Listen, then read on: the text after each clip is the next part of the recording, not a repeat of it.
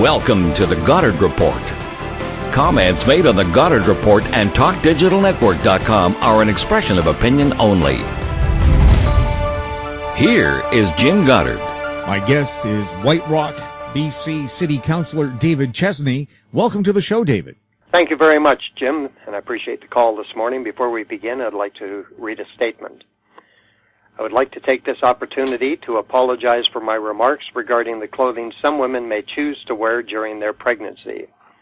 In our last conversation on April 6th here on the Goddard Report, my comments were intended to compare the dramatic clothing style changes for men and women over the past decades, specifically maternity wear. My remarks were insensitive, and for that I am truly sorry. In no way, shape, or form did I intend to marginalize or insult pregnant women and those that love them. This is a free world, and men and women can and do wear whatever they are comfortable wearing.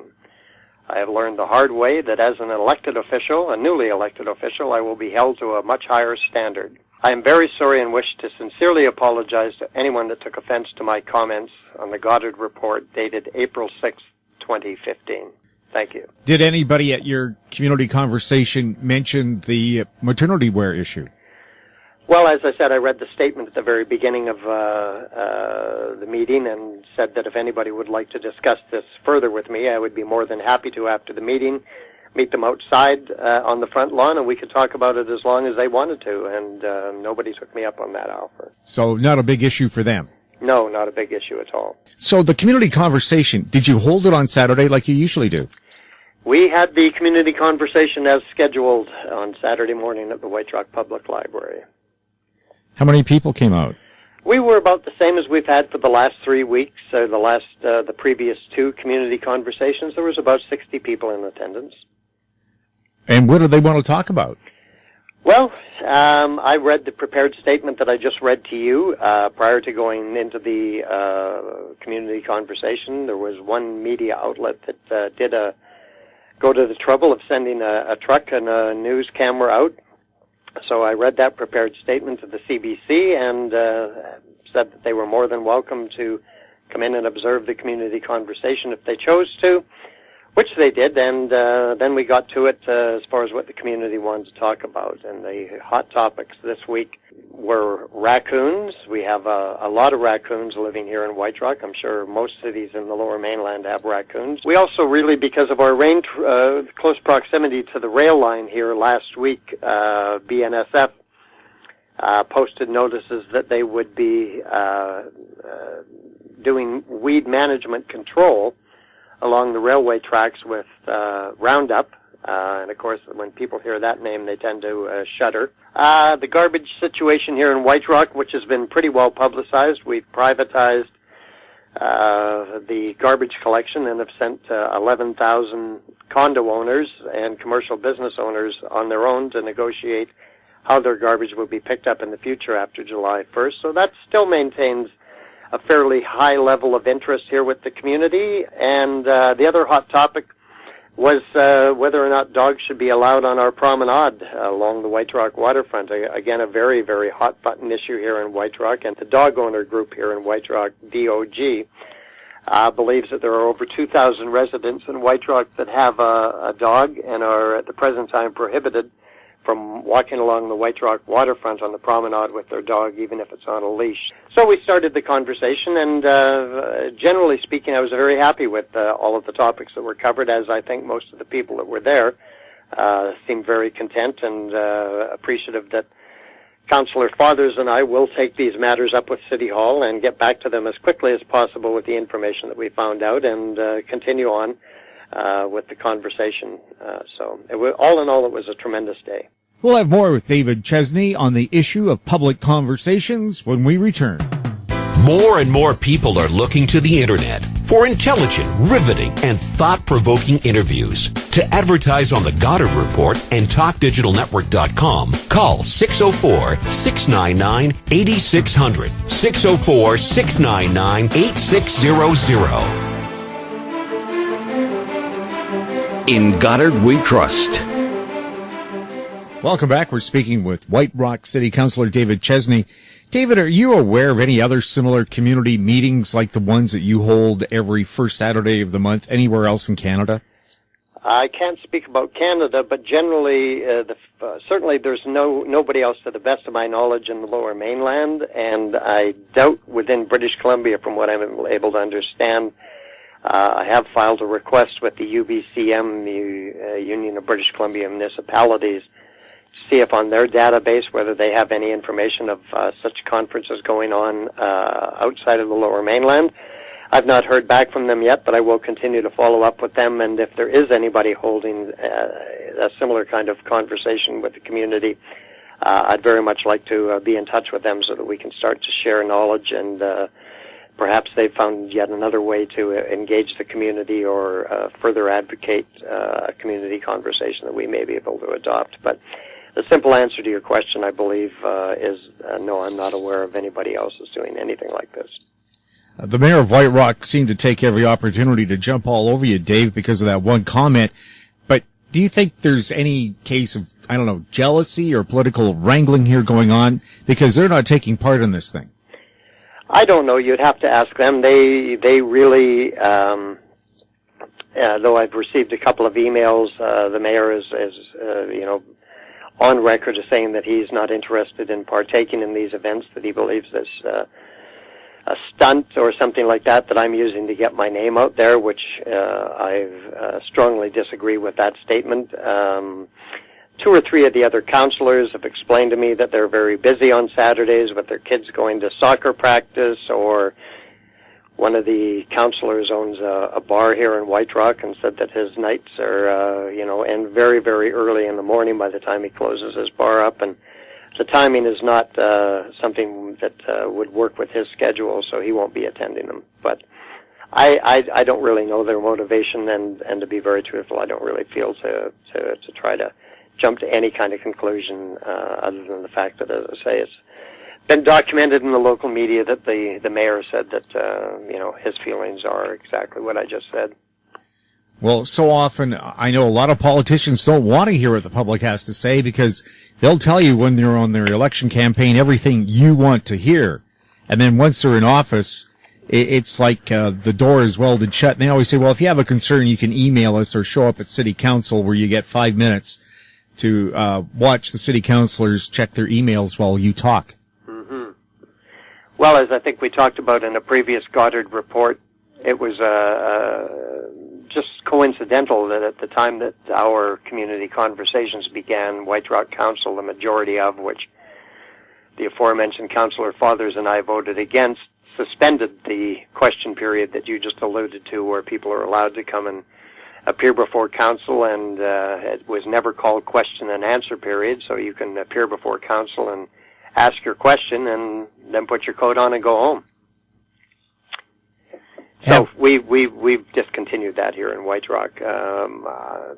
Again, I voted against it. I think rather than throwing the baby out with the bathwater, we could have done a much better job in reinventing that question period, but the majority of the council here in White Rock chose to not have that system. And what's their explanation?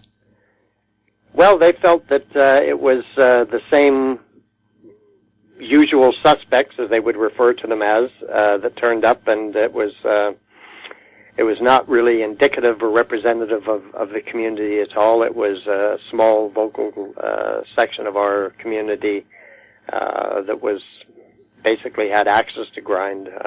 I assume that's probably would be the best description of why they had discontinued it. They didn't feel that it served any purpose anymore. But of course, you know why most people haven't shown up for those things, because of that exact same reaction.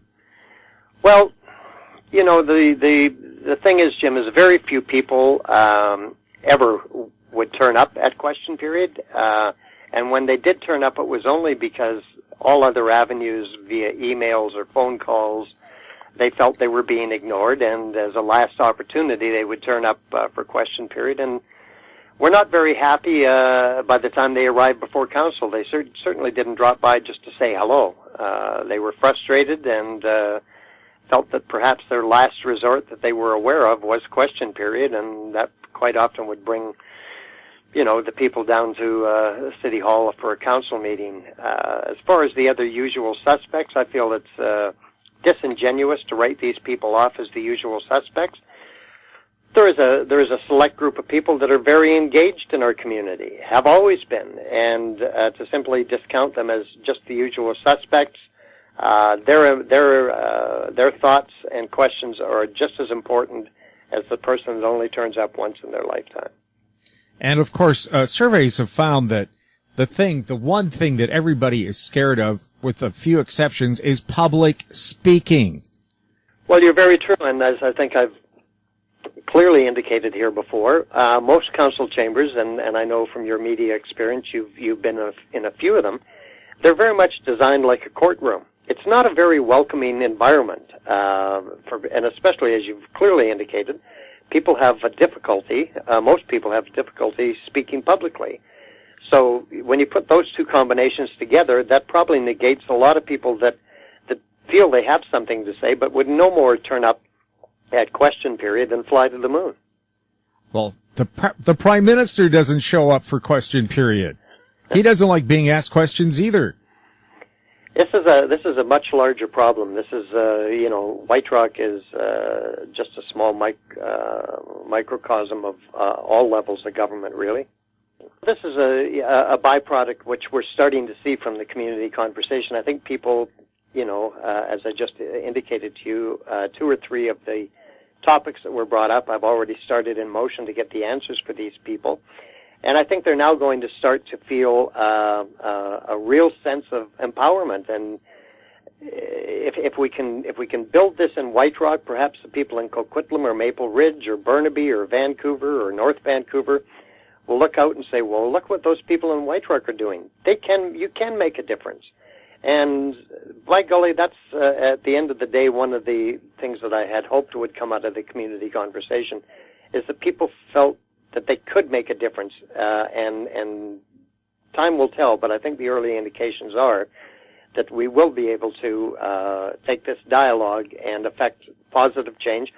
It'll be small little things in the very beginning, but we'll get the answers. We'll get the facts taken into City Hall in the proper light of day and discussed there, and perhaps see some changes in bylaws or changes in the way that our city operates.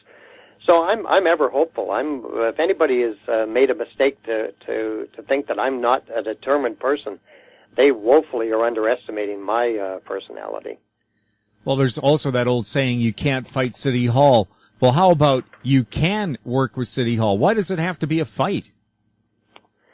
I don't know. This started a long time ago, the disconnect between politicians and the community. And as you said, during the election campaigns, everybody's out there kissing babies, shaking hands, passing out buttons, and telling people that they will do everything they possibly can. And not a week goes by that I don't get a phone call or an email from one of our residents here in White Rock, and as they start to tell the story, I know how that story's going to end.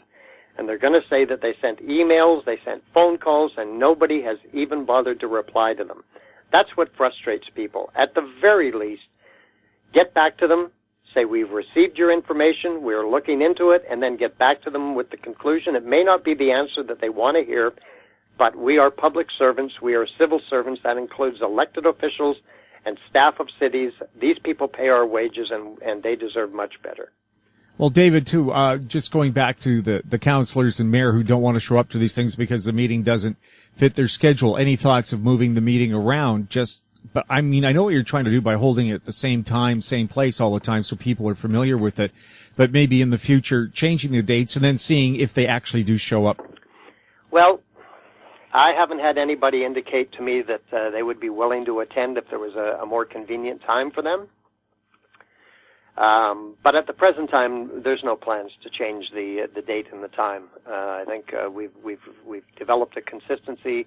The community is now slowly starting to understand that the first Saturday of every month they can come down to the public library and talk to, at the very least, 2 of the elected officials.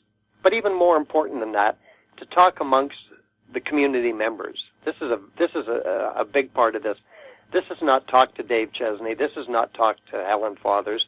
This is a community conversation. And as I think I said after the last community conversation, somebody came up to me and said, Dave, you never really got a chance to say much. And I said, perfect. That's exactly what I want. I have plenty of opportunities with the online newspaper, the White Rock Sun, and as a city councilor, to have my thoughts be known. This is not an avenue for me to get up on a soapbox and promote myself. It's not at all. And I think the mayor was very disingenuous with that comment. The control of the media, Jim, and you and I both being veterans of decades associated with the media, have watched it deteriorate to a point where we're at right now. And you're absolutely right.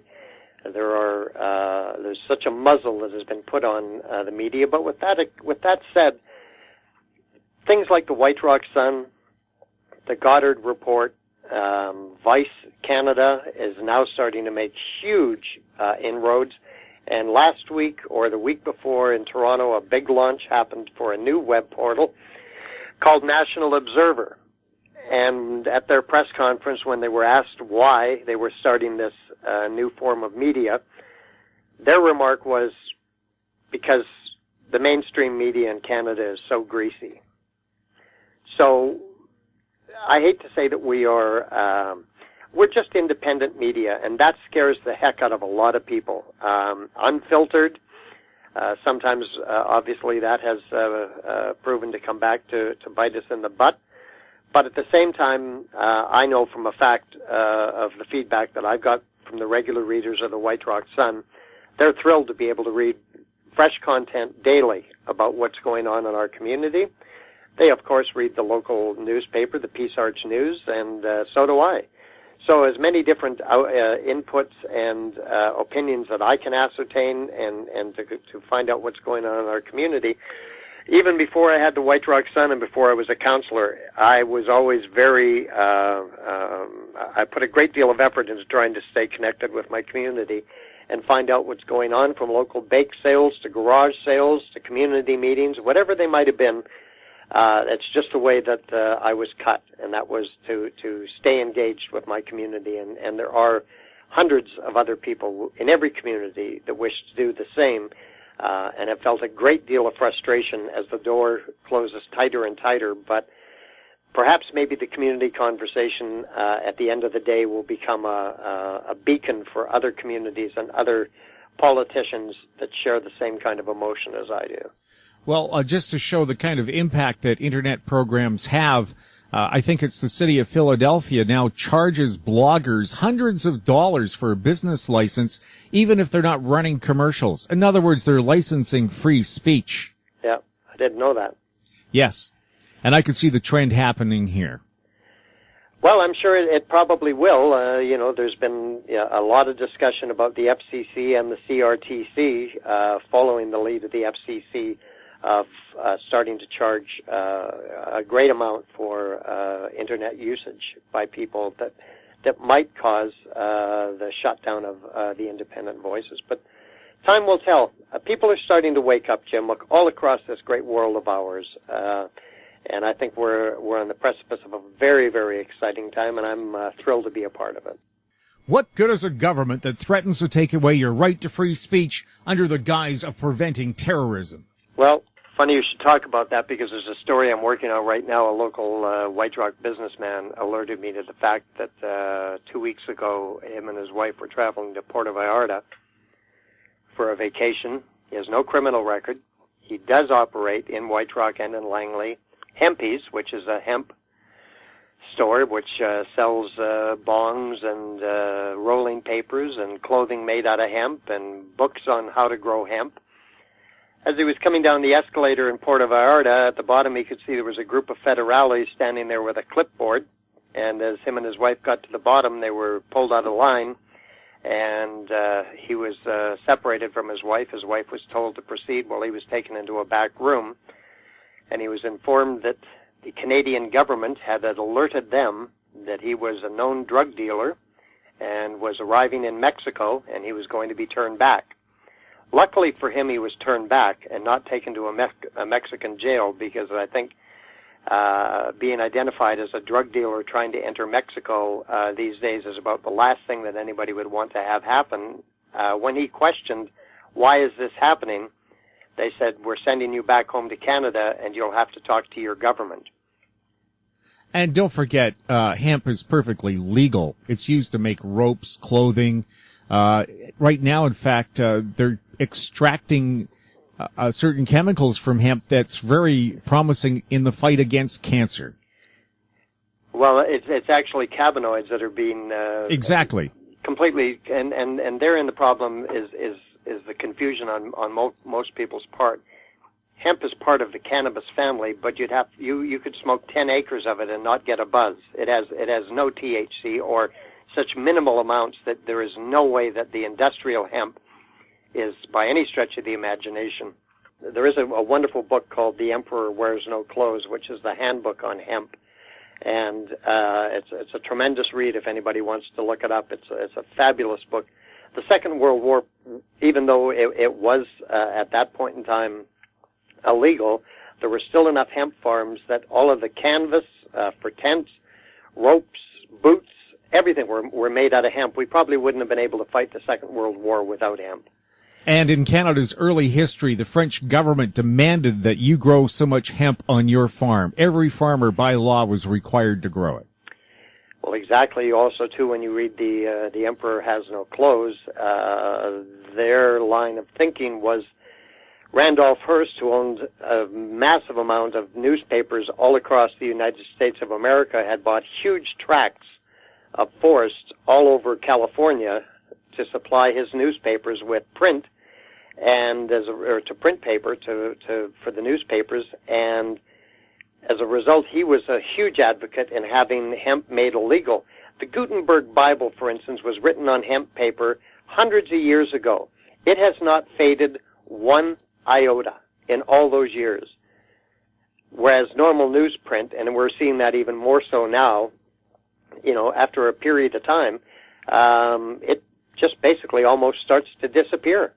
And also, I just have to go back and mention about the Mexican legal system. Don't forget, they use the Napoleonic Code, which means you are guilty until proven innocent. I vacation quite a bit down in an area at the tip of the Baja, a small town called Todos Santos. And I have friends that live in Los Barriles, and there was a very well-publicized case of a gentleman from North Vancouver who one day down at the beach was playing volleyball, and he had his quad sitting there, and one of the locals came down, and they were all talking about quads and this and that, and one of the fellows said to this gentleman from North Vancouver, have you ever taken such and such trail up to the waterfalls or whatever? And this gentleman said, no, I haven't. And the guy said, well, here's my address. Come on up on your quad one day, and we'll go for a ride. And he said, yeah, sure, thank you very much. And a few days later decided, I think I'll take a pop up and have a look at this trail that apparently goes up to the waterfalls. And just as he pulled into the fellow's yard, the federales swooped in and arrested everybody, including this gentleman from North Vancouver. I believe he was in a Mexican jail for over 2 years. And this other gentleman, unbeknownst to the man from North Vancouver, and I don't know whether this other gentleman was ever convicted, but he was apparently a drug dealer of some note, according to the federales, and because this totally innocent man from North Vancouver was swept up in this, he spent 2 years trying to fight his way out of a Mexican jail. And apparently if you don't have outside money for food and clothing, you get very little of either one. Yes, that's what I understand as well. And thank you, Jim, for all your continued support in helping to get the word out about the community conversation. My dream is that somebody will hear one of these podcasts and go, you know what? I think we could do that in our community. This will spread. This will spread. It may take a while, and my main goal is to solve the problems we have in White Rock, and I think we can do that with a community conversation. And if we do become an inspiration for other communities, that'll be even all the much better. David, is there an email or a website people can go to contact you? They can contact me through editor@whiterocksun.com, or they can just log on to whiterocksun.com. There's a link there for contacting me with the phone number and the email address. I'd be more than happy to hear from everybody and anybody if they have any further questions. My guest has been David Chesney, White Rock City Councilor. You've been listening to the Goddard Report on TalkDigitalNetwork.com. Find us on Twitter at TalkDigitalNet. Check out our popular YouTube channel, Talk Digital Network. Comments about the show can be sent to info@howstreet.com. I'm Jim Goddard.